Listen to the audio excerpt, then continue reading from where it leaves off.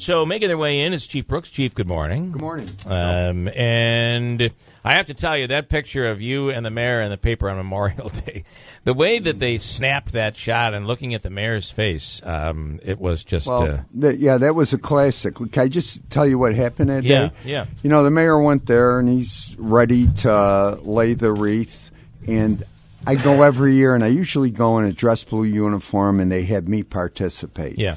But I went with my wife in civilian clothes just to support the veterans. Yeah. You know, and I stood in the back and stuff, and the organizer came back to me, and he says, "Russ, will you lay this wreath? You know, will you assist in laying this wreath? You're a veteran. You're a member of Post 229."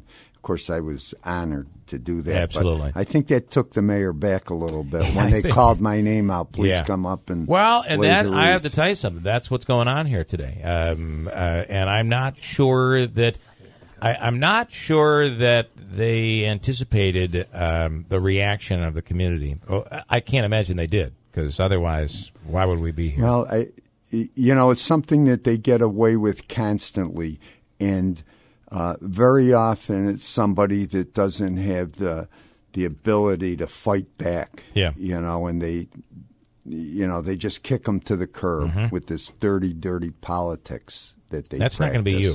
No, that's not me. If I go down, I'm going to go down fighting. That's right. I got a little bit of that Marine blood still in me. I like it. People have your back. There is a rally being organized, and I believe the time has been changed because of weather. Sue Arcuri is in, who is one of the organizers, and community advocate. I've been calling you for a long time, but I don't know. I'm hearing community candidate. We'll have to see. Jim Zecca in as well. So, guys, good morning. And obviously, you're. This is not politics here. You're reaching out in support of the chief. Right.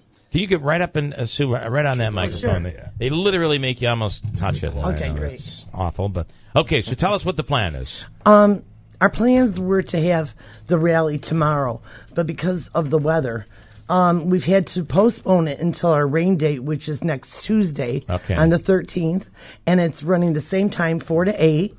At the Canal Park on Leland Ave. We're going to have music. There's going to be food vendors. There's going to be some speakers there. And we're just out to have a good time and to support Chief Brooks here. All right. And the food bank. Go ahead, Jim. And the food bank. And, Chief, that's one of the things that you had said, is that you're not looking for money here. No, initially they were talking about a fundraiser, and that's the last thing on my mind.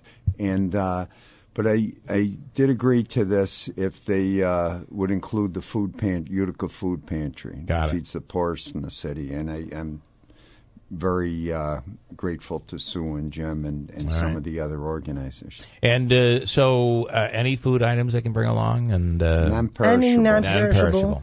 And everything will be, like Chief Brooks said, will be donated to the food bank. Okay. He's been a big part of that through the years. Sits on the board, I believe, right, Chief? I'm the president of the board. Yeah. And so he wants to make sure that the needy... For what that's worth. Well, listen, it's an important organization, and it seems to be moving along in the right direction these days, and that's a very good thing. Jim Zecca, you've been on the council. What in the hell's going on here? I don't know, Bill. What the mayor's done is absolutely absurd. When Sue came to me and told me her idea of putting this rally together for the chief, I jumped on it right away and said, you definitely got my support, Sue, and a number of other folks in the West Utica community, because the chief, grew up in West Utica originally. And, we got people coming out. People showed up to the West Utica meeting when they knew the chief was going to be there.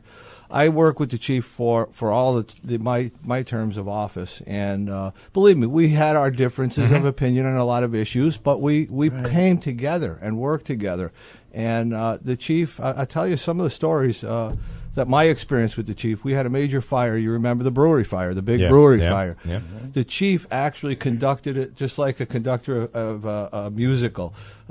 He had all of these. I mean, I don't know how many fire departments came into the city of Utica, but somebody had to control all this and orchestrate it. That's the word I'm trying to think of. And the chief did that. And we were walking around, knocking on doors in the neighborhood. The chief was right there the whole time period. Another experience at City Hall. a long-time person that I worked with for years with the DEC, who was actually a resident of the city of Utica, and he used to come to our council meetings all the time to speak. And one day came to the council meeting and actually collapsed right in front of us at the meeting.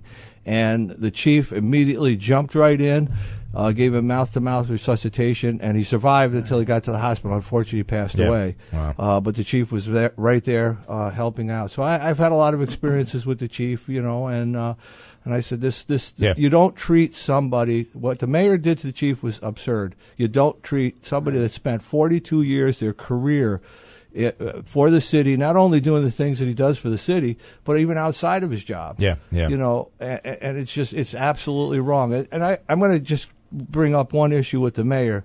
And if the mayor, I know that probably the mayor's listening to this and he's heard this before, but the mayor, when he was the public safety commissioner, do you remember he got walked out? He's doing what he's doing to the chief now was done to him, and he did not like it. He was walked out of City Hall, gave his keys up, the whole works, without any explanation, and he didn't like it. The first person he came to was me, right? And I was the only council member on the council at the time to speak up on his behalf. Nobody else did at the time. Mm-hmm. Right. And it's just wrong, absolutely wrong what he's doing to the chief, and the chief needs to be reinstated immediately. The difference in that case, and forgive me for this, is your tenure, the tenure of the then public safety commissioner versus the tenure of Chief Brooks. They're not comparable at all. Right. The fact that this is being done to you after these years of service is just it's unexplainable. And I just want to say something that I just realized this morning. I was reading over some papers, and I read this doctor's report, and he didn't say that I should be let go or anything. He said I should think about retiring. Well, this is the mayor's doctor? The mayor's doctor. Yeah. This was a bogus report. Right. And then I got this letter from the city that says you're a danger to the city, you're a danger to yourself, you're on and on and on. Who are it wasn't the doctor's evaluation, right. It was civil service. The Secretary of Civil Service sent me this letter, her determination. Right. How is she qualified to do that? Right. It's just dirty gutter politics. It would not have happened if there wasn't somebody that wanted you out. Oh, absolutely. Okay, absolutely. Let's be honest here. Yeah, no, we're not naive. Yeah. No, we know what it was. In doing some research, which I usually do. You do research, Sue, over the years. And I had a little bit of time last night, and I was looking into the city's doctor, who happens to be Warren Silverman. His name has not been let out there, and so therefore that sends up a red flag automatically as to why don't we know who this man's name is. And did you know this man's name prior to this? Yes, it's on the report. That is, okay. It's on the report. So his name is Dr. Warren Silverman, and just a real quick research on the man. He graduated in 1981. He went to Albany Med and then went down to Duke University in North Carolina. When he graduated, at that time, it was not a requirement of North Carolina to finish a residency. So he received his doctorate without finishing his residency. Where does he practice? He practices in New York. From what I had written down, but not locally here. Well, it's New York, New Jersey. Right. He's all over the place. He has about 5 different businesses. Okay. But the main thing is that he does not. If you graduated prior to 1990, right, you are not required to get what they call an MOC. It's a maintenance of certification. So he's circumvented everything, and since 1981, it's my opinion, in looking at everything, that he has not updated anything since 1981. He's not part of the maintenance of certification. I would leave that to Chief's attorney, but I find that to be interesting. Right. Or is he just a workers' comp? Right. That's the question. Is he practicing? Is he practicing? I don't know the answer. He's certified in internal medicine, and it appears as though he has 1,800 employers that he works for. So all this gentleman, in my opinion, seems to do is deny claims. Okay. He's there as a claim denier. Got it. Okay. You want to comment on that, Chief? No, all I can say is I can't wait for these people to be under oath, starting with the mayor, okay, and public safety commissioner. And I will provide documentation and from the best doctors in the world, world-renowned doctors that will just refute. Pretty this. tough to really call the World Trade Center's health organization. Pretty tough to discredit them. Yeah, I mean, but I have other doctors that are just beyond reproach. And I'll just say this too. And I probably said it before. My wife's an RN, and she's a cardiac care nurse. And what she does is go over doctors' reports every day. Yeah. And these reports that they are just so absurd. They're just, just crazy. Right. The report that they gave. But like I say, he did not say Brooks should be out immediately. He's a danger. Right. That was the city's interpretation. The Secretary of Civil Service, and I have that paper right there, said he's a danger to himself and to the public. It's defamatory. Wow. The rally is coming up a week from tomorrow. Right. And it'll be 4 to 8 at Rozier Canal Park on Leland Ave. Okay. Music, food vendors, bring your canned goods so that we can give them to the food bank. Okay. And it'll be a great thing. All right, guys. Bill, the Thank one thing you. I would like to say is the Common Council has been silent basically in all this, and they have the right as a body, as a elected body, to actually call for an investigation and do an investigation. When I was on the council, I have Joe Marino on next hour, and I'm going to ask him that question because I thought he was going to. I thought that's what he was going to do, but we'll get in. We did it with Chief Pileman, if you remember. That was the last time it was done, and it can be done, and it can be done legally by the Common Council. I'll speak with Joe at 8:00, like 8:10 or so this morning. We're going to do Joe that. has. Joe was right out there in the very beginning. Supportive. He's a champion for workers' rights, city workers, and that's our banner. That's our banner for you. I have a couple. It's pretty awesome. Pretty awesome banner there, Chief. That looks pretty nice.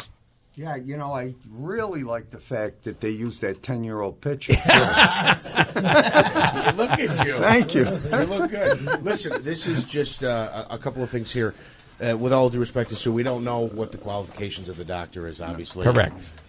Which is why I'm saying we'll leave that for the attorney. Yeah, and obviously you have doctors as well. Yes. It sounds like it's going to be a he said, or however you want to say it. The other thing it won't be. On the investigation, yes. I wonder, the council might be able to call for one, and maybe Joe knows more about this, but what can they actually do because it's a personnel thing? And for what it's worth, the chief has provided some documentation that shows what the city's position is anyway. So I don't know that an investigation would help. I'm just throwing this out there. It's not to dispute or discourage. Well, I'll bring up Jim Zecca on that because I do believe an investigation would help. To be honest with you, would help. And actually, it was a personnel matter with the previous chief of. And look, remember how that worked out? Oh yeah, that was bizarre. The whole thing. But the fact is, we could call witnesses, and again, it can be in confidence. They can carry out an investigation just like what we're seeing up in Congress. Absolutely, yeah. The council does have that right. They have the right to do it. Obviously, the mayor has a team of lawyers that the taxpayers pay for. Yeah. Right. Okay, and a couple of them, two of them went before the Common Council behind closed doors and gave their pitch. I would like the same opportunity. I'd like to go into executive session with members of the Common Council and reveal some of the issues going on. I mean, I think I should have equal time with them. Have you spoken to them about that as of yet, or is this the first time you're talking about it? I haven't really. I've mentioned it in passing. All right, we'll officially mention it today with Joe Marino. And I'd like to make that request. I'd like to have their attention and show them. Thank you. I certainly feel you've earned that. Yeah, thank you. Absolutely. I appreciate that. And the taxpayers deserve to know how much money is being spent by these attorneys as well. I think you might be right. You can be sure of this. There's a team of attorneys, and they will be spending most of their day today reacting to this situation, trying to figure out. How do we how do we react? Themselves out of the. But I got Sue Arcuri on. She's on it. She's your fact checker. You keep on that. She digs stuff up like nobody. All right, guys. Chief, thank you, and Jim as well. Good seeing you. You want to officially make an announcement today on anything coming up? Soon. Okay. All right. I got a break.